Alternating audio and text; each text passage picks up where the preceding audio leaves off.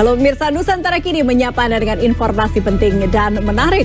Bersama saya Puri Anindita dan saya David Tobing. Ya Puri, dukungan dari parlemen dan mantan presiden terus disuarakan untuk negosiasi pemerintah Indonesia dengan Presiden Amerika Serikat Donald Trump terkait gempuran tarif impor. Kita menunggu hasil dari tim yang berada di bawah Menko Perekonomian Erlangga Hartarto saat bernegosiasi soal tarif impor. Ya pemirsa, sorotan utama kami kali ini akan melihat seberapa besar dampak yang telah ditimbulkan akibat gempuran tarif impor Trump. Kalangan konglomerat Indonesia disebut-sebut mulai memindahkan aset hingga ratusan juta dolar Amerika Serikat ke luar negeri. Selain itu, Bank Indonesia menyebut di April pekan kedua sudah tercatat 24,04 triliun rupiah modal asing hengkang dari Indonesia. Benarkah stabilitas ekonomi mulai goyah? Kami akan informasikan untuk Anda. Ya, selain itu ada kabar gembira untuk para dosen. Kementerian Keuangan akan mengucurkan dana untuk pemberian tunjangan kinerja bagi para dosen. Kami juga menyoroti soal cerita dari dua penambang emas yang berhasil selamat dari kejaran KKB Papua. Dan pemirsa, inilah Nusantara Kini selengkapnya. DPR hingga mantan Presiden RI dukung negosiasi Indonesia dengan Presiden Trump terkait gempuran tarif impor.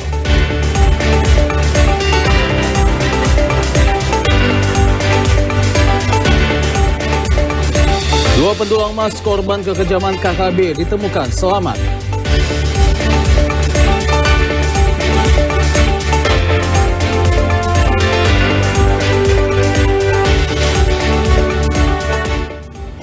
ribu dosen bakal dapat tunjangan kinerja. Kemenkyu siapkan dana 2,66 triliun rupiah.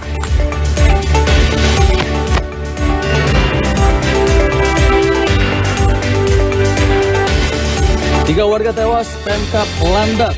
Pontianak Kalimantan Barat tetapkan status KLB rabies.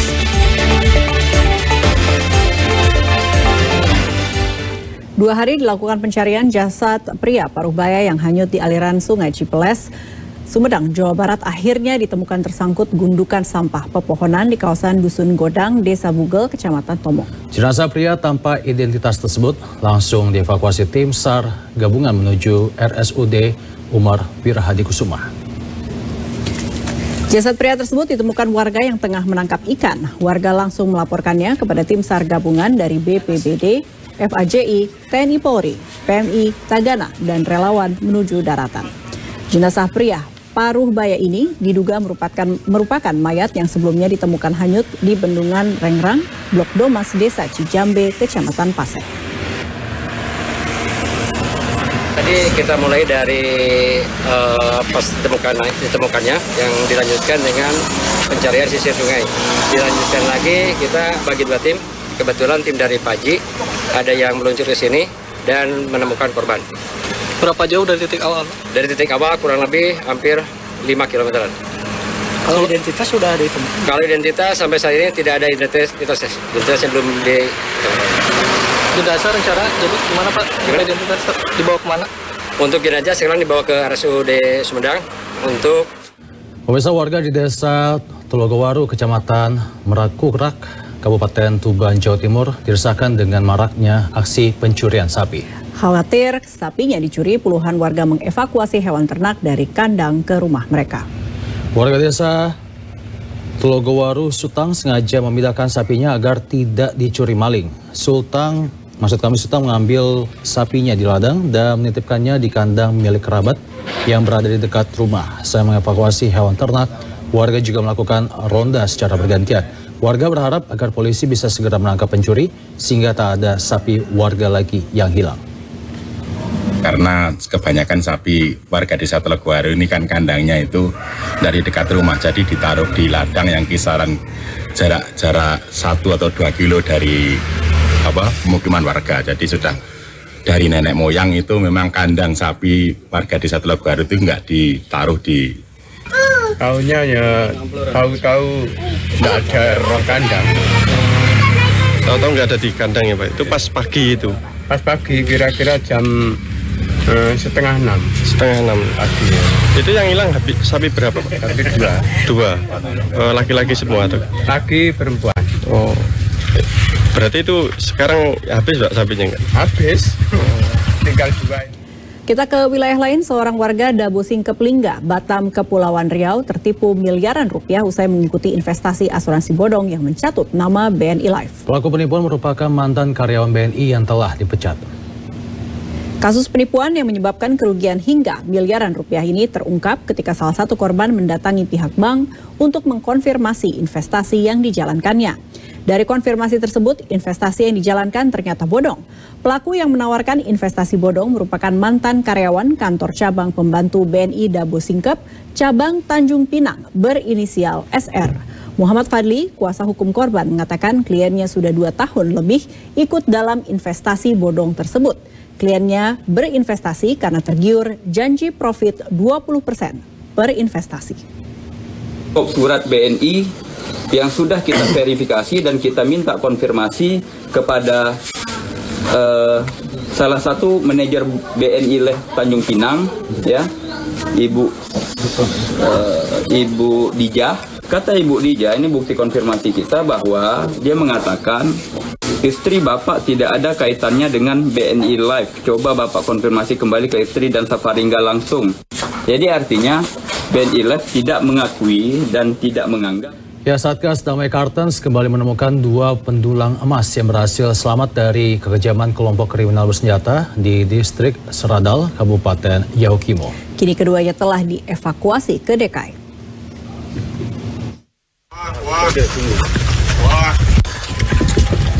Kedua korban yang berhasil selamat yaitu Johanis, Adu, dan Suwito. Keduanya ditemukan aparat di Tanjung Pamali, distrik Seradala. Mereka berhasil kabur dari sergapan KKB setelah melarikan diri ke arah hutan ketika mendengar rekan-rekannya telah dianiaya kelompok kriminal bersenjata. Aparat yang menemukan kedua korban selamat langsung mengevakuasi keduanya ke kota DKI dan langsung disambut oleh Bupati Yahukimo Didimus Yahuli. Tiba di DKI, keduanya kemudian mendapat perawatan medis dan pendampingan psikologis. Kedua korban mengaku tidak mengetahui nasib rekan-rekan mereka yang lain. Saat mendengar ada KKB, kedua korban langsung berusaha menyelamatkan diri. Kapolda Papua, Irjen Pol Patrige Renwarin mengatakan aparat keamanan masih fokus pada pencarian korban selamat, termasuk evakuasi dan mengejar pelaku. Menyelamatkan korban-korban yang pelaku-pelaku yang selamat.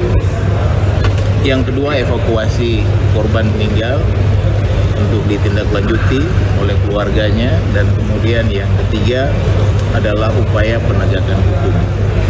Yang rekan-rekan mau tanya terkait dengan penegakan hukum, sampai hari ini kami sedang melakukan penyelidikan secara intens melalui berbagai macam sumber yang bisa kami pakai untuk mengidentifikasi para pelaku. Memang ada pelaku yang ada beberapa kelompok yang kemudian lewat beberapa platform media sosial mengatakan bahwa mereka bertanggung jawab ataupun mereka pelakunya. Tetapi bagi kami itu bukanlah merupakan suatu alat bukti. Karena pada dasarnya hasil olah TKP dan keterangan saksi serta alat bukti yang ditemukan di TKP itulah yang menjadi patokan kita untuk menetapkan siapa sebetulnya tersangka ataupun pelaku yang melakukan pada saat kejadian tersebut. Hingga saat ini total 15 jenazah telah berhasil dievakuasi ke DKI dan 12 diantaranya telah diserahkan ke pihak keluarga untuk dimakamkan. Rifano Naijo, Pos TV, Jayapura, Papua. Setelah kejadian, harus kabur. Kita ke informasi lain, sebanyak 31.066 dosen di bawah Kementerian Pendidikan Tinggi, Sains, dan Teknologi akan mendapatkan tunjangan kinerja atau TUKIN. Para dosen ASN ini akan mendapatkan 14 bulan TUKIN. Hal tersebut diungkapkan saat 3 Menteri Kabinet Merah Putih memberikan pengumuman mengenai pencairan tunjangan kinerja atau TUKIN untuk ASN. Ketiga menteri tersebut yakni Menteri Pan-RB Rini Widiantini, Menteri Dikti Saintek Brian Yuliarto, dan Menteri Keuangan Sri Mulyani. Menteri Keuangan Sri Mulyani mengatakan kebijakan tersebut sebagai tindak lanjut terbitnya Peraturan Presiden atau Perpres nomor 19 tahun 2025 tentang kinerja pegawai di lingkungan Kemendikti Saintek. Para dosen ASN ini akan mendapatkan 14 bulan TUKIN dengan rincian 12 bulan dari Januari hingga Desember plus THR dan juga gaji ke-13. Nilai total anggaran adalah sebesar 2,66 triliun rupiah. Walaupun perpres ini baru keluar di bulan April, untuk teman-teman dosen 31.066 ini Anda akan dapatnya mulai 1 Januari 2025. Karena nggak ada dosen, makanya nggak ada yang tepuk tangan. Mestinya Pak Menteri yang tepuk tangan. Dan untuk itu kami sudah menghitung dampak anggarannya. Ini berarti mereka dapat 14 bulan, 14 bulan karena 12 bulan Januari sampai Desember plus THR plus gaji 13. Kita beralih ke informasi lainnya, puluhan anak di ibu kota Provinsi Banten mengalami gizi buruk. Penanganan gizi buruk yang dilakukan oleh pemerintah daerah hingga hari ini belum membuahkan hasil maksimal. Kasus gizi buruk di ibu kota Provinsi Banten tercatat masih tinggi. Pada awal tahun 2025 tercatat ada 62 balita yang mengalami gizi buruk. Banyaknya anak yang menderita gizi buruk disebabkan karena kurangnya asupan makanan bergizi lantaran kemampuan ekonomi orang tuanya yang memprihatinkan. Kepala Dinas Kesehatan Kota Serang Ahmad Hasanuddin mengatakan penyebab banyaknya balita yang menderita gizi buruk akibat rendahnya perekonomian orang tua sang anak dan minimnya pengetahuan terkait kesehatan anak. Selain gizi buruk, sejumlah balita di Kota Serang juga menderita penyakit paru-paru, gangguan usus, demam tinggi, hidrosefalus, hingga TBC.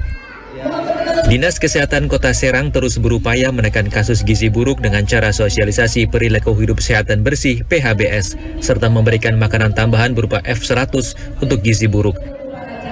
Kasus gizi buruk ditemukan terbanyak di wilayah Kecamatan Kasemen, yakni mencapai 15 kasus. Ya, tahun ini berbeda tahun lalu. Tahun ini menurun dari tahun lalu. Untuk porsi anggarannya? Yang dulu 100, yang dulu sekarang 300. 300. Sebelumnya di atas 500. Nah, dengan 300 juta itu apakah cukup untuk mengatasi 60? Tadi kami disupport sama Pak Wakil Wali Kota. Dan sampaikan Pak, ini loh kondisinya, dan alhamdulillah Pak Wali Kota akan Pak Wakil Wali Kota tadi akan support ini program kami. Insya Allah kami akan support untuk itu. Minimnya anggaran penanganan kasus gizi buruk di Kota Serang menjadi kendala tersendiri bagi pengentasan kasus gizi buruk di wilayahnya. Diketahui anggaran pengentasan gizi buruk di Kota Serang tahun 2025 hanya 300 juta rupiah dari jumlah kebutuhan 500 juta rupiah. Suhendi, Jawa Post TV, Kota Serang, Banten. Meningkatnya angka kematian akibat rabies di Kabupaten Landak, Kalimantan Barat membuat pemerintah setempat menetapkan status kejadian luar biasa atau KLB rabies. Hingga saat ini 3 warga dilaporkan meninggal dunia akibat gigitan anjing yang diduga terinfeksi rabies.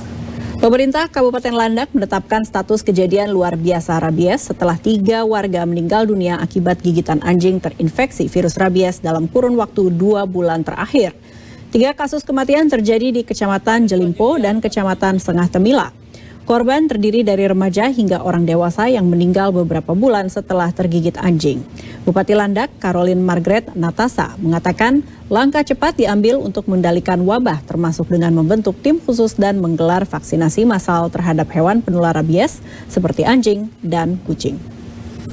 Karena angka kematian yang tinggi dibandingkan periode yang sama di tahun yang lalu. Nah, oleh karena itu kami segera menyusun tim khusus untuk bisa segera melakukan vaksinasi terutama untuk anjing dan kucing. Kami berharap dengan upaya vaksinasi besar-besaran yang nanti kita lakukan bisa menurunkan angka kesakitan dan angka kematian rabies dan dapat mengendalikan angka kejadian rabies di Kabupaten Landak. Mohon dukungan dari seluruh masyarakat kerjasama koperasi supaya kita bisa melaksanakan vaksinasi terhadap hewan-hewan peliharaan maupun hewan liar yang berada di daerah Kabupaten Landak. Itulah langkah yang dilakukan Pemkab Landak, Kalimantan Barat menangani penyakit rabies setelah ditetapkan menjadi KLB. Mudah-mudahan tidak ada lagi korban jiwa tergigit hewan yang mengidap rabies. Selanjutnya, kita punya informasi apa lagi, David? Ya, di segmen berikutnya kita akan menyoroti soal dukungan untuk bernegosiasi dengan Presiden Trump terkait gempuran tarif impor. Apa saja yang sudah disiapkan? Informasinya hadir usai jeda, tetap bersama kami.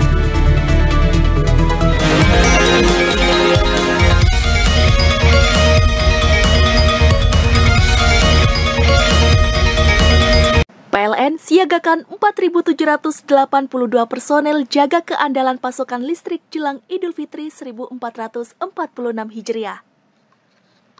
Layani pemudik jelang Idul Fitri di sepanjang tol Trans Jatim, PLN pastikan SPKLU beroperasi optimal. Dukung ketahanan pangan di bulan Ramadan, PLN gelar sembako pasar murah di Tugu Pahlawan, Surabaya. PLN siagakan 4.782 personel jaga keandalan pasokan listrik jelang Idul Fitri 1446 Hijriah. Layani pemudik jelang Idul Fitri di sepanjang tol Trans Jatim, PLN pastikan SPKLU beroperasi optimal. Dukung ketahanan pangan di bulan Ramadan, PLN gelar sembako pasar murah di Tugu Pahlawan, Surabaya.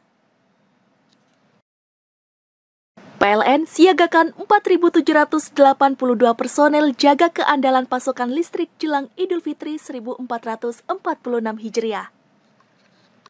Layani pemudik jelang Idul Fitri di sepanjang tol Trans Jatim, PLN pastikan SPKLU beroperasi optimal.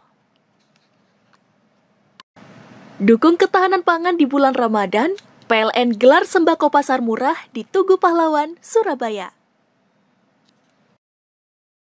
PLN siagakan 4.782 personel jaga keandalan pasokan listrik jelang Idul Fitri 1446 Hijriah. Layani pemudik jelang Idul Fitri di sepanjang tol Trans Jatim, PLN pastikan SPKLU beroperasi optimal. Dukung ketahanan pangan di bulan Ramadan, PLN gelar sembako pasar murah di Tugu Pahlawan, Surabaya. PLN siagakan 4.782 personel jaga keandalan pasokan listrik jelang Idul Fitri 1446 Hijriah.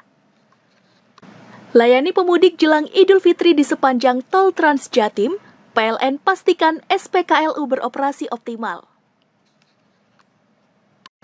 Dukung ketahanan pangan di bulan Ramadan, PLN gelar sembako pasar murah di Tugu Pahlawan, Surabaya.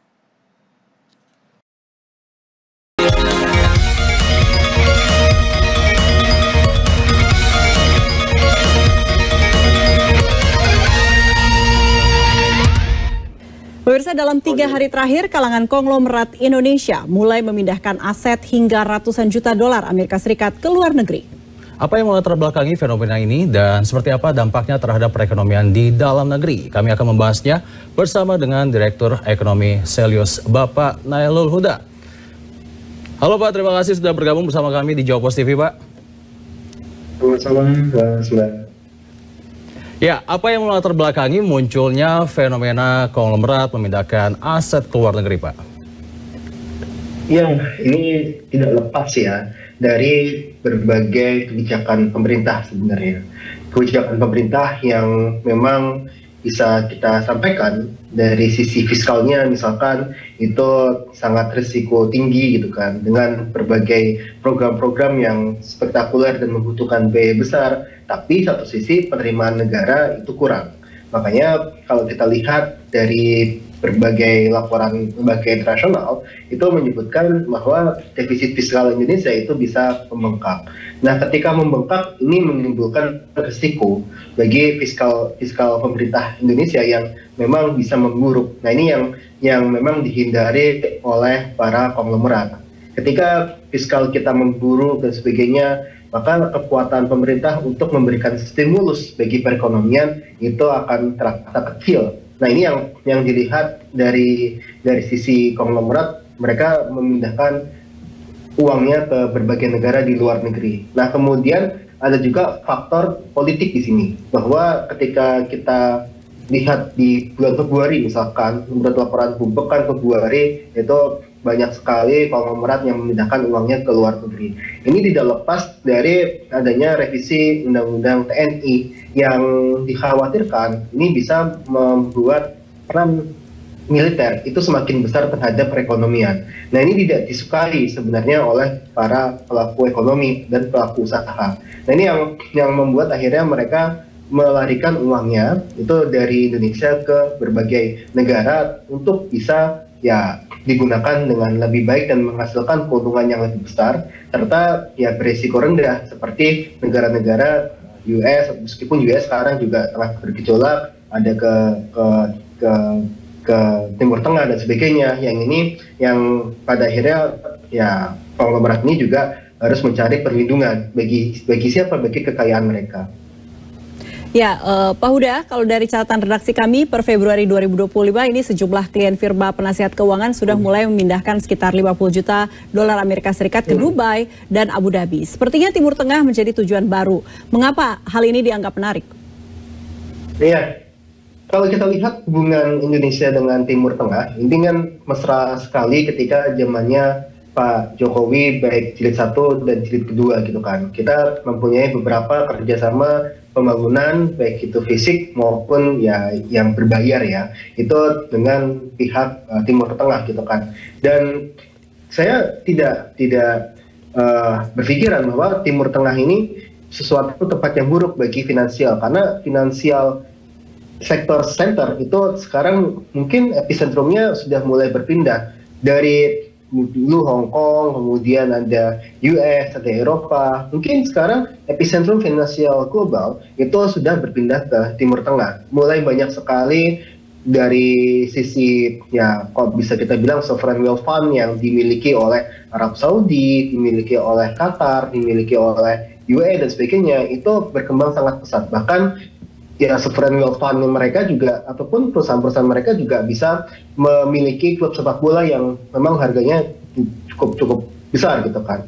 Artinya memang ini ekonomi ini sangat dinamis gitu kan, bahwa sekarang tidak lagi epicentrum finansial ini berada di Hong Kong, Singapura dan sebagainya, tapi sekarang berpindah ke Timur Tengah. Dan hubungan Indonesia dengan Timur Tengah juga baik gitu kan. Dan saya rasa ini juga ada hubungannya, ya pasti telah jadi pemicu juga mereka memindahkan uangnya ke negara-negara di Timur Tengah. Dan negara-negara Timur Tengah pun pembangunannya juga cukup masif gitu kan. Kita lihat sekarang Dubai itu tidak seperti Dubai 20 tahun yang lalu, 25 tahun yang lalu gitu kan. Ini yang menjadikan ya akhirnya bisa jadi daya tarik bagi Dubai, bagi Qatar dan sebagainya untuk menarik uang bukan hanya dari Indonesia, konglomerat Indonesia ya, tapi juga konglomerat di seluruh dunia itu berbondong-bondong juga berinvestasi di Timur Tengah. Ya, ada satu hal yang menarik Pak. Lantas bagaimana caranya, mekanismenya para konglomerat ini mentransferkan duitnya dari negara asal ke negara tujuan? Seperti gimana Pak? Ya, ini tentu mereka mempunyai manajer investasi ya Mas ya. Jadi mereka mempunyai manajer investasi, mereka juga ya mungkin berinvestasi kepada sektor-sektor tertentu, misalkan ke sektor emas yang ada di Timur Tengah gitu. Mereka bisa berinvestasi di situ. Ataupun kalau di berbagai negara kan punya family office ataupun punya sovereign wealth fund yang itu juga menarik investor gitu kan. Nah, ini yang kita lihat sebenarnya banyak cara mereka untuk bisa memindahkan uang.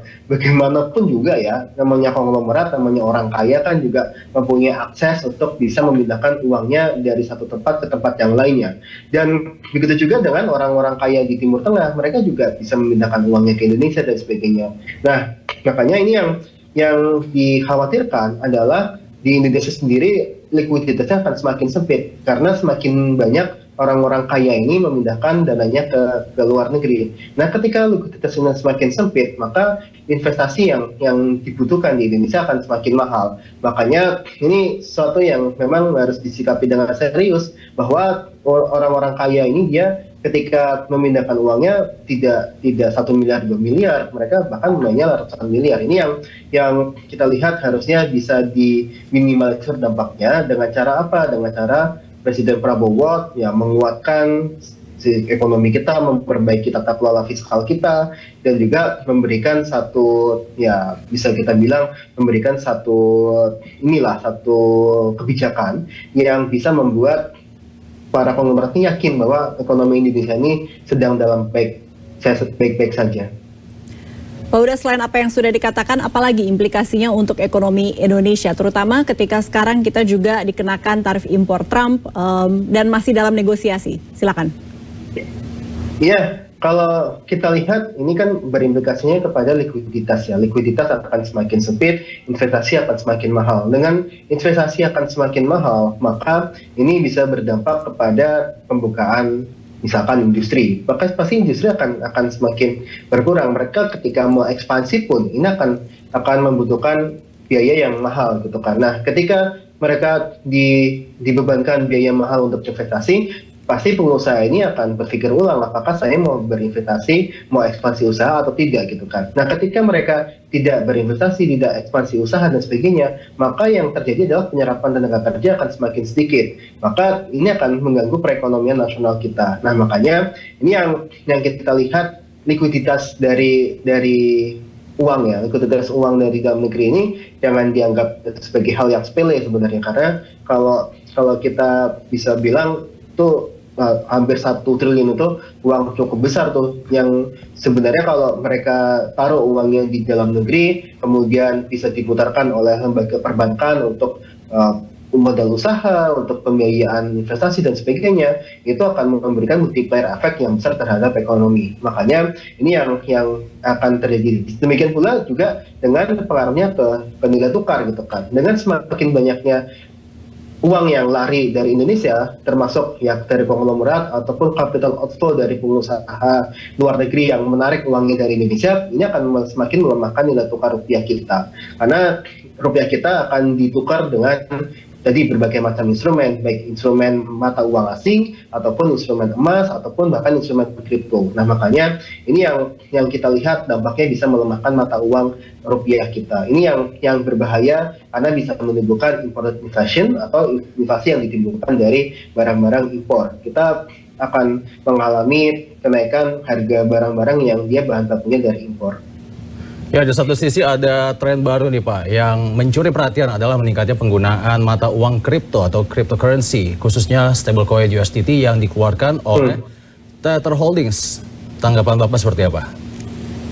Ya, kalau kita lihat memang investasi ini kan semakin berkembang dan dinamis ya Mas ya. Bahwa masyarakat sekarang tidak hanya investasi tradisional seperti emas, bangunan dan sebagainya, tapi juga mulai mengarah kepada alternatif investment. Salah satu contohnya adalah dari sisi cryptocurrency atau aset kripto. Nah, di Indonesia sendiri sebenarnya sudah cukup banyak penggunanya. Nah, kalau kita lihat stablecoin itu kan artinya adalah 1 USDT sama dengan 1 USD. Artinya ini nilainya setara dengan 1 USD. Kalau ini kan artinya ada underlying aset yang setara gitu. Nah, ini yang kalau kita lihat sebenarnya ya bisa dibilang satu alternatif investasi yang sama halnya dengan cryptocurrency lainnya, tapi memang nilainya itu setara dengan USDT. Nah, ini yang kita lihat ini akan cukup berkembang ke depannya, mengingat juga adanya Elon Musk di pemerintahan Donald Trump yang dia sangat aware sekali terhadap perkembangan koin kripto atau cryptocurrency. Nah, ini yang membuat juga tadi saya sampaikan banyak juga ternyata konglomerat Indonesia juga taruh uangnya di USDT ataupun di aset-aset kripto lainnya yang memang secara nilai itu menguntungkan gitu kan, dan relatif kalau stablecoin itu harganya akan relatif aman gitu kan, tidak seperti cryptocurrency lainnya yang sangat volatile gitu karena dia underlying-nya satu USDT sama dengan 1 USD. Nah, ini yang kita lihat perkembangannya ke depan akan cukup menarik dan bisa jadi alternatif investment bagi para investor, termasuk juga konglomerat Indonesia yang ingin melarikan uangnya ke luar negeri. Tapi saya harap itu nggak terjadi ya, berkurang lah. Pak Huda, apa yang ingin Bapak katakan kepada retail investors yang selalu memonitor IHSG Indonesia saat ini, setidaknya dalam time frame 5 tahun ke depan? Iya. Kalau kita lihat memang untuk investasi di Indonesia ini memang sangat dinamis sekali. Kita tidak berharap ada gejolak dalam 5 tahun ke depan, tapi kita rasa kita tidak ada yang tahu bahwa tahun depan seperti apa, tahun depannya lagi akan seperti apa. Nah, yang saya harapkan adalah untuk investor retail dia menggunakan jangan uang panas ya, tapi uang dingin untuk melakukan investasi. Yang pertama seperti itu. Yang kedua adalah mengukur dari sisi risiko fiskal ataupun risiko keuangan ya, risiko keuangan dari masing-masing investor retail. Jadi kita mengukur apakah memang saya mempunyai profil risiko yang tinggi gitu kan, menyukai risiko yang tinggi, atau saya suka risiko yang rendah gitu kan. Nah, itu harus dipahami oleh masing-masing investor. Yang terakhir ya kalau bisa investasi di sektor yang memang menguntungkan. Menguntungkan dalam hal ini bukan dari cuma harga sahamnya, tapi juga bergerak pada sektor-sektor yang memberikan dividen yang lebih baik, sehingga investasi itu bukan sebagai trading, tapi juga investasi dalam jangka panjang. Baik, terima kasih Bapak Nailul Huda atas waktunya dan informasinya. Sampai jumpa. Sama-sama Mas, sampai jumpa. Komisi 3 DPR buka suara soal kasus suap Hakim PN Jaksel. Selengkapnya usai jeda, tetap di Nusantara Kini.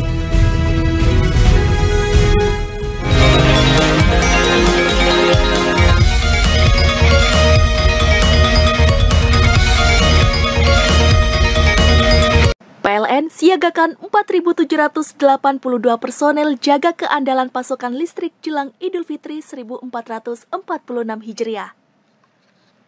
Layani pemudik jelang Idul Fitri di sepanjang Tol Trans Jatim, PLN pastikan SPKLU beroperasi optimal. Dukung ketahanan pangan di bulan Ramadan, PLN gelar sembako pasar murah di Tugu Pahlawan, Surabaya. PLN siagakan 4.782 personel jaga keandalan pasokan listrik jelang Idul Fitri 1446 Hijriah. Layani pemudik jelang Idul Fitri di sepanjang Tol Trans Jatim, PLN pastikan SPKLU beroperasi optimal. Dukung ketahanan pangan di bulan Ramadan, PLN gelar sembako pasar murah di Tugu Pahlawan, Surabaya. PLN siagakan 4.782 personel jaga keandalan pasokan listrik jelang Idul Fitri 1446 Hijriah. Layani pemudik jelang Idul Fitri di sepanjang Tol Trans Jatim, PLN pastikan SPKLU beroperasi optimal. Dukung ketahanan pangan di bulan Ramadan, PLN gelar sembako pasar murah di Tugu Pahlawan, Surabaya. PLN siagakan 4.782 personel jaga keandalan pasokan listrik jelang Idul Fitri 1446 Hijriah. Layani pemudik jelang Idul Fitri di sepanjang Tol Trans Jatim, PLN pastikan SPKLU beroperasi optimal. Dukung ketahanan pangan di bulan Ramadan, PLN gelar sembako pasar murah di Tugu Pahlawan, Surabaya. PLN siagakan 4.782 personel jaga keandalan pasokan listrik jelang Idul Fitri 1446 Hijriah. Layani pemudik jelang Idul Fitri di sepanjang Tol Trans Jatim, PLN pastikan SPKLU beroperasi optimal. Dukung ketahanan pangan di bulan Ramadan, PLN gelar sembako pasar murah di Tugu Pahlawan, Surabaya.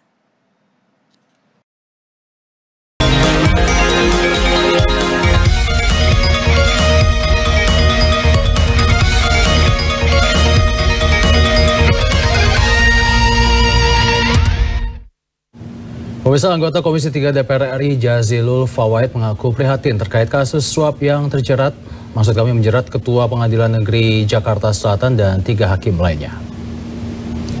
Menurut Jazilul, tindakan yang dilakukan Ketua Pengadilan Negeri Jakarta Selatan Muhammad Arif Nuryanta dan 3 hakim lainnya mencoreng citra peradilan di Indonesia. Selain dapat menurunkan kepercayaan publik terhadap kinerja hakim, kasus ini juga menjadi tamparan bagi lembaga pengadilan yang sedang berbenah. Pasalnya, dalam beberapa tahun terakhir, praktik jual beli perkara masih kerap terjadi.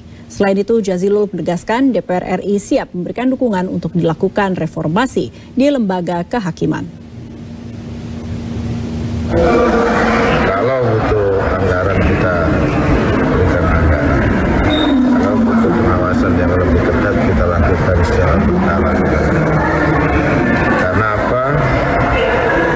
Ini pemerintah ini sedang giat-giatnya menaikkan kepercayaan publik. Kalau lembaga hukumnya bermasalah, itu nggak ada orang yang bisa percaya.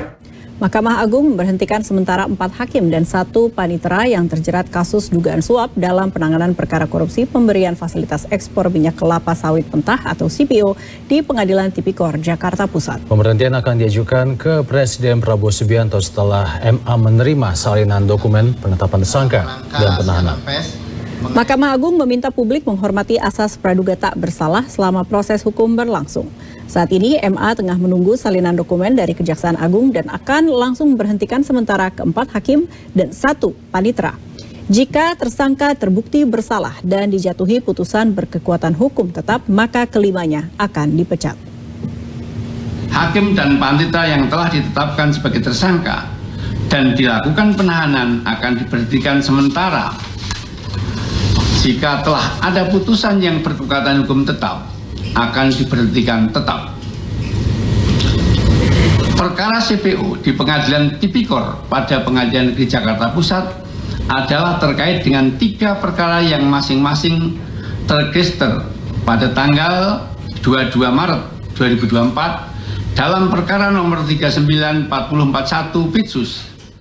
Sabtu 12 April lalu, Kejaksaan Agung menahan Ketua Pengadilan Negeri Jakarta Selatan terkait putusan lepas 3 terdakwa korupsi pemberian fasilitas ekspor crude palm oil. Ia diduga menerima suap hingga 60 miliar rupiah. Selanjutnya, pada Senin dini hari, Kejaksaan Agung kembali menangkap 3 hakim tipikor dalam kasus yang sama.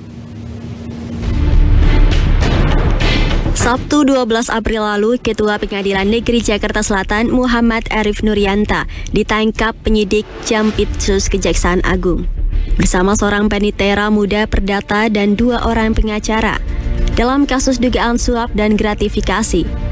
Muhammad Arif Nurianto diduga menerima uang suap sebesar 60 miliar rupiah di balik putusan lepas atau onslaught terhadap 3 terdakwa korporasi. Mereka diduga terlibat dalam perkara tindak pidana korupsi pemberian fasilitas ekspor crude palm oil atau CPO. Keempatnya ditetapkan sebagai tersangka setelah penyidik menemukan kecukupan alat bukti keterlibatan mereka dalam kasus dugaan suap dan gratifikasi saat pengurusan perkara di Pengadilan Tipikor Jakarta Pusat. Saat kasus ini berlangsung, Muhammad Arif Nurianta menjabat Wakil Ketua Pengadilan Tipikor Jakarta Pusat sebelum menduduki jabatan sebagai Ketua Pengadilan Negeri Jakarta Selatan. Muhammad Arif Nurianta diduga menerima uang suap sebesar 60 miliar rupiah terkait putusan onslaught atau putusan lepas terhadap 3 korporasi, yakni Permata Hijau Group, Wilmar Group, dan Musim Mas Group dalam perkara tindak pidana korupsi pemberian fasilitas ekspor crude palm oil atau CPO. Uang ini diduga diserahkan oleh 2 pengacara korporasi melalui Wahyu Gunawan, panitera muda perdata Pengadilan Negeri Jakarta Utara yang juga orang kepercayaan Arif Nurianta. Sementara selain menyita sejumlah uang baik dalam pecahan mata uang rupiah maupun mata uang asing, penyidik juga menyita 4 unit mobil mewah sebagai barang bukti. Para tersangka ditahan selama 20 hari ke depan yang bisa diperpanjang sesuai kebutuhan perkara. Penyidik menemukan fakta dan alat bukti bahwa MS dan AR melakukan perbuatan pemberian suap dan atau gratifikasi kepada MAN sebanyak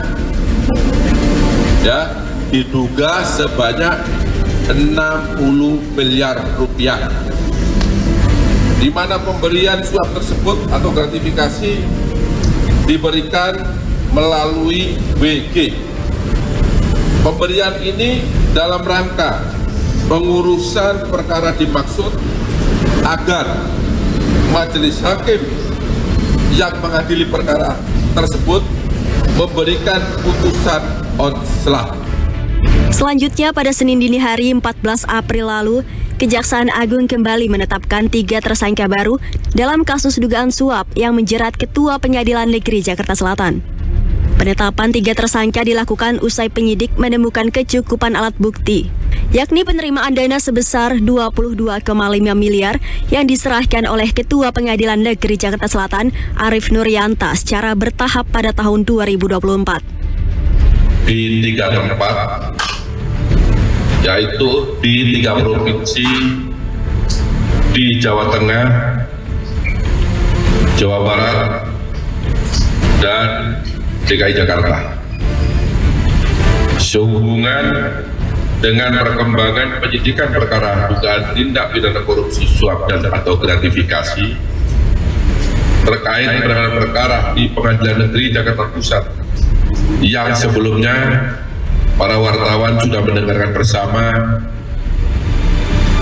sudah ditetapkan 4. Sejauh ini penyidik sudah melakukan penggeledahan di sejumlah lokasi di Jawa Tengah, Jawa Barat, dan Jakarta. Dalam penggeledahan itu disita 7 mobil mewah dan 21 sepeda motor mewah, serta 7 sepeda, sementara total tersangka dalam kasus ini menjadi 7 orang. Tim Liputan Jawa Post TV, Jakarta. Kita bergeser ke informasi lain. Gubernur Jakarta Pramono Anung menerima kedatangan CEO Persebaya Azrul Ananda di Balai Kota Jakarta. CEO Persebaya temui Pramono Anung dalam aksi Gowes Surabaya menuju Jakarta. Pramono Anung mengatakan kedatangan Azrul Ananda guna menepati janji apabila terpilih sebagai Gubernur Jakarta 2024. Pramono Anung bercerita janji tersebut berawal dari obrolan ringan antara dirinya dengan CEO Persebaya Azrul Ananda saat keduanya sedang menonton final JBL antara Jubilee dan Bukit Sion. Saat itu Azrul Ananda mengatakan jika Pramono Anung terpilih ia akan melakukan goes sepeda dari Surabaya menuju Jakarta. Azrul Ananda berangkat dari Surabaya pada hari Jumat menuju Jakarta dan berlangsung selama 3 hari lamanya. Aksi ini diharapkan sebagai inspirasi dalam budaya bersepeda di Jakarta. Inilah bagian dari komitmen orang-orang yang selama ini dekat secara pribadi dengan saya di bidang olahraga. Karena saya punya hobi yang sama, sepedaan, main basket, sepak bola. Kebetulan beliau juga ngurus Persebaya. Jadi ketika mulai sepedaan dari Surabaya ke Jakarta 800 kilo ya?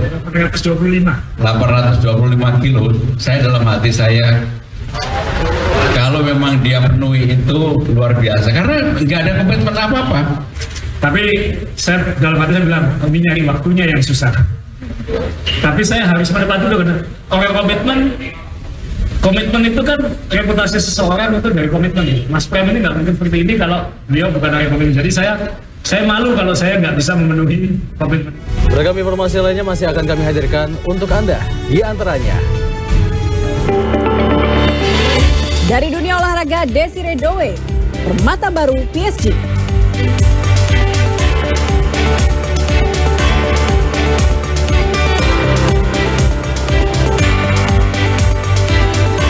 Kami ajak Anda mengenal cycleball, sepak bola sepeda tanpa rem.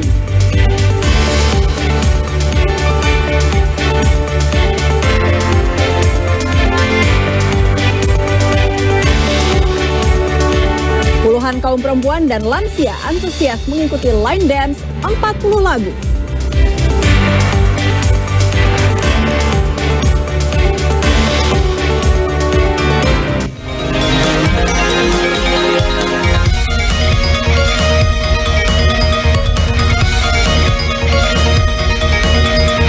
PLN siagakan 4.782 personel jaga keandalan pasokan listrik jelang Idul Fitri 1446 Hijriah. Layani pemudik jelang Idul Fitri di sepanjang tol Trans Jatim, PLN pastikan SPKLU beroperasi optimal. Dukung ketahanan pangan di bulan Ramadan, PLN gelar sembako pasar murah di Tugu Pahlawan, Surabaya. PLN siagakan 4.782 personel jaga keandalan pasokan listrik jelang Idul Fitri 1446 Hijriah. Layani pemudik jelang Idul Fitri di sepanjang tol Trans Jatim, PLN pastikan SPKLU beroperasi optimal. Dukung ketahanan pangan di bulan Ramadan, PLN gelar sembako pasar murah di Tugu Pahlawan, Surabaya. PLN siagakan 4.782 personel jaga keandalan pasokan listrik jelang Idul Fitri 1446 Hijriah. Layani pemudik jelang Idul Fitri di sepanjang tol Trans Jatim, PLN pastikan SPKLU beroperasi optimal. Dukung ketahanan pangan di bulan Ramadan, PLN gelar sembako pasar murah di Tugu Pahlawan, Surabaya. PLN siagakan 4.782 personel jaga keandalan pasokan listrik jelang Idul Fitri 1446 Hijriah. Layani pemudik jelang Idul Fitri di sepanjang Tol Trans Jatim, PLN pastikan SPKLU beroperasi optimal. Dukung ketahanan pangan di bulan Ramadan, PLN gelar sembako pasar murah di Tugu Pahlawan, Surabaya. PLN siagakan 4.782 personel jaga keandalan pasokan listrik jelang Idul Fitri 1446 Hijriah. Layani pemudik jelang Idul Fitri di sepanjang Tol Trans Jatim, PLN pastikan SPKLU beroperasi optimal. Dukung ketahanan pangan di bulan Ramadan, PLN gelar sembako pasar murah di Tugu Pahlawan, Surabaya.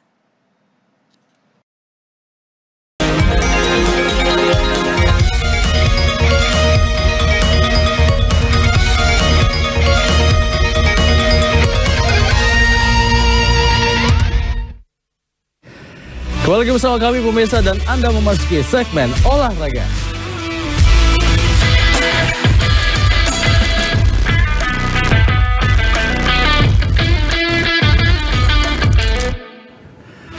Pemirsa, timnas Indonesia U17 kalah 6-0 dari Korea Utara U17 di babak perempat final Piala Asia U17 2025. Kekalahan ini membuat Indonesia tersingkir di perempat final dan gagal ke semifinal. Di awal babak kedua, Korea Utara langsung mengambil inisiatif menyerang. Hasilnya menit ke-47, Korea Utara merobek gawang Indonesia lewat sontekan Ri Kyong-bong. Skor 3-0. Menit ke-60, Korea Utara menambah keunggulan menjadi 4-0 lewat gol penalti Kim Tae-guk setelah Kapten Putu Panji melakukan handball. Di menit ke-61, Korea Utara semakin menjauhkan jarak lewat gol Ri Kang-rim lewat serangan balik. Skor 5-0. Pada menit ke-77, Korea Utara berhasil menambah keunggulan menjadi 6-0 atas Indonesia lewat gol Park Ju-won. Skor 6-0 untuk Korea Utara menutup laga ini. Meski tersingkir di babak perempat final, Indonesia sudah memastikan diri lolos ke Piala Dunia U17 2025. Kekalahan 0-6 dari Korea Utara perlu menjadi bahan evaluasi serius jika tak ingin timnas Indonesia menjadi bulan-bulanan tim lain di ajang Piala Dunia 2025 nanti. Ya, PSG memiliki bintang muda yang mulai memancarkan sinarnya di kancah Eropa. Namanya Desire Doué. Bintang 19 tahun ini dipanggil untuk masuk timnas senior Prancis, jadi bintang muda paling menjanjikan. Pemain belia PSG, Desire Doué, sudah ditakdirkan untuk memenangkan Ligue 1 di musim pertamanya bersama Paris Saint-Germain. Sepak bola Prancis dikenal sebagai lahan subur bagi bakat-bakat top. Produk Akademi Rennes ini adalah buktinya. Dukungan negara Qatar terhadap PSG telah mematikan persaingan di Ligue 1, membuat klub ibu kota ini memenangkan 11 dari 13 kejuaraan terakhir termasuk 4 gelar beruntun. Peran krusial yang dimainkan Doué mengejutkan sejumlah pihak termasuk sang pelatih Luis Enrique. Desire Doué datang ke Parc des Princes pada musim lalu sebagai pemain muda yang masih belum teruji. Banyak yang mengira ia akan butuh waktu untuk beradaptasi di lingkungan baru, terutama mengingat persaingan ketat untuk mendapatkan tempat di skuad PSG. Namun, ketika tim yang bertabur bintang ini membutuhkan gol, Desire Doué yang tampil sebagai pahlawan. Ia mencetak gol sekaligus penentu kemenangan. Desire Doué dikenal sejak membawa Prancis juara Euro U17 2022. Ia juga tampil di final Olympiade Paris 2 tahun kemudian. Debutnya di PSG memang lambat karena tidak menjalani pramusim, tapi sejak mencetak gol perdana di Liga Champions, performanya terus menanjak. Musim ini ia sudah mencetak 3 gol dan 2 assist di Liga Champions. Momen terbaiknya adalah mencetak penalti kemenangan di Anfield. Desire Doué dikenal disiplin dan profesional sejak muda. Ia rutin menjalani latihan fisik dan game tambahan. Doué kini sudah dipanggil timnas senior Prancis. Ia melampaui Ryan Cherki dan Magnus Alikoce sebagai bintang muda paling menjanjikan. Desire Doué berasal dari keluarga kuat dalam sepak bola. Sang kakak, Gela, bermain untuk Strasbourg dan membela Pantai Gading. Sepupunya, Yan Boho, adalah gelandang serang Toulouse dan sang ayah membimbing bakat sepak bola mereka sejak kecil.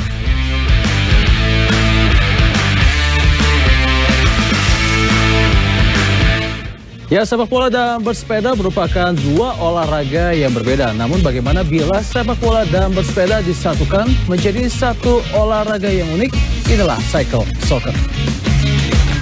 Gets to kick off.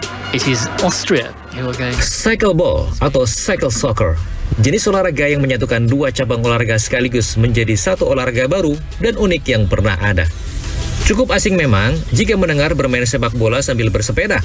Namun, ternyata olahraga unik yang satu ini sudah dikenalkan pertama kali di Jerman pada 1893 dengan penemunya Nicholas Edward Kaufmann. Untuk kejuaraan dunia, cycle soccer atau red ball dilakukan pertama kali pada 1959 di Stuttgart, Jerman. Semakin berkembangnya zaman, olahraga cycle ball semakin diminati oleh masyarakat. Bahkan sudah merambah ke berbagai negara, termasuk Indonesia. Cycle ball atau cycle soccer layaknya permainan sepak bola pada umumnya, yaitu dua tim yang sering memperebutkan dan menggiring bola untuk mencetak gol ke gawang lawan, untuk mendapatkan poin dan memenangkan pertandingan. Uniknya, olahraga ini dimainkan dengan menggunakan sepeda tanpa rem atau dikenal dengan sepeda fixed gear. Umumnya, olahraga ini menandingkan dua tim yang terdiri dari dua pemain saja, di mana salah satu pemainnya bisa berperan menjadi penjaga gawang. Namun, dalam permainan skala besar, olahraga ini dimainkan oleh 6 orang. Cycle ball dilakukan di lapangan berukuran 11 meter kali 14 meter atau setengah lapangan kecil dari lapangan sepak bola pada aslinya. Cycle soccer tidak dapat sembarangan dimainkan. Olahraga ini memiliki beberapa aturan permainan, seperti dilarang melibatkan tangan dalam mencetak gol, dilarang menyentuh lantai, hingga pencetak gol yang hanya boleh dilakukan menggunakan roda depan dan belakang sepeda saja. Olahraga unik yang satu ini memiliki banyak manfaat bagi tubuh, seperti melatih ketangkasan dan ketelitian agar terhindar dari cedera otot, dan dapat melatih kekuatan otot kaki serta tangan dalam menggoes sepeda. It's countdown. You can hear the countdown in the stadium. The ball goes in. Is it going to count?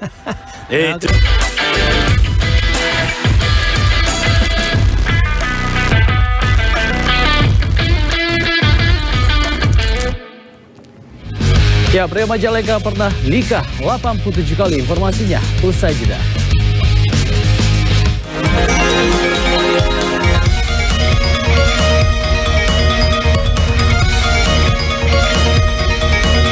PLN siagakan 4.782 personel jaga keandalan pasokan listrik jelang Idul Fitri 1446 Hijriah. Layani pemudik jelang Idul Fitri di sepanjang tol Trans Jatim, PLN pastikan SPKLU beroperasi optimal. Dukung ketahanan pangan di bulan Ramadan, PLN gelar sembako pasar murah di Tugu Pahlawan, Surabaya. PLN siagakan 4.782 personel jaga keandalan pasokan listrik jelang Idul Fitri 1446 Hijriah. Layani pemudik jelang Idul Fitri di sepanjang tol Trans Jatim, PLN pastikan SPKLU beroperasi optimal. Dukung ketahanan pangan di bulan Ramadan, PLN gelar sembako pasar murah di Tugu Pahlawan, Surabaya. PLN siagakan 4.782 personel jaga keandalan pasokan listrik jelang Idul Fitri 1446 Hijriah. Layani pemudik jelang Idul Fitri di sepanjang tol Trans Jatim, PLN pastikan SPKLU beroperasi optimal. Dukung ketahanan pangan di bulan Ramadan, PLN gelar sembako pasar murah di Tugu Pahlawan, Surabaya. PLN siagakan 4.782 personel jaga keandalan pasokan listrik jelang Idul Fitri 1446 Hijriah. Layani pemudik jelang Idul Fitri di sepanjang tol Trans Jatim, PLN pastikan SPKLU beroperasi optimal. Dukung ketahanan pangan di bulan Ramadan, PLN gelar sembako pasar murah di Tugu Pahlawan, Surabaya. PLN siagakan 4.782 personel jaga keandalan pasokan listrik jelang Idul Fitri 1446 Hijriah. Layani pemudik jelang Idul Fitri di sepanjang tol Trans Jatim, PLN pastikan SPKLU beroperasi optimal. Dukung ketahanan pangan di bulan Ramadan, PLN gelar sembako pasar murah di Tugu Pahlawan, Surabaya. PLN siagakan 4.782 personel jaga keandalan pasokan listrik jelang Idul Fitri 1446 Hijriah. Layani pemudik jelang Idul Fitri di sepanjang tol Trans Jatim, PLN pastikan SPKLU beroperasi optimal. Dukung ketahanan pangan di bulan Ramadan, PLN gelar sembako pasar murah di Tugu Pahlawan, Surabaya. PLN siagakan 4.782 personel jaga keandalan pasokan listrik jelang Idul Fitri 1446 Hijriah. Layani pemudik jelang Idul Fitri di sepanjang tol Trans Jatim, PLN pastikan SPKLU beroperasi optimal. Dukung ketahanan pangan di bulan Ramadan, PLN gelar sembako pasar murah di Tugu Pahlawan, Surabaya. PLN siagakan 4.782 personel jaga keandalan pasokan listrik jelang Idul Fitri 1446 Hijriah. Layani pemudik jelang Idul Fitri di sepanjang tol Trans Jatim, PLN pastikan SPKLU beroperasi optimal. Dukung ketahanan pangan di bulan Ramadan, PLN gelar sembako pasar murah di Tugu Pahlawan, Surabaya. PLN siagakan 4.782 personel jaga keandalan pasokan listrik jelang Idul Fitri 1446 Hijriah. Layani pemudik jelang Idul Fitri di sepanjang tol Trans Jatim, PLN pastikan SPKLU beroperasi optimal. Dukung ketahanan pangan di bulan Ramadan, PLN gelar sembako pasar murah di Tugu Pahlawan, Surabaya. PLN siagakan 4.782 personel jaga keandalan pasokan listrik jelang Idul Fitri 1446 Hijriah. Layani pemudik jelang Idul Fitri di sepanjang tol Trans Jatim, PLN pastikan SPKLU beroperasi optimal. Dukung ketahanan pangan di bulan Ramadan, PLN gelar sembako pasar murah di Tugu Pahlawan, Surabaya.